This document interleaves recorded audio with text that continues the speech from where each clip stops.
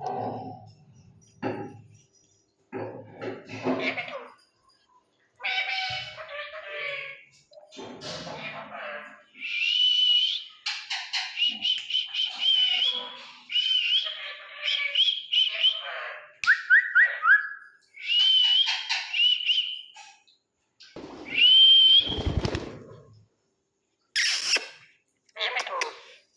मेरे मिट्ठू का 6वां दिन भी कंप्लीट हो गया फ्लाई वाला।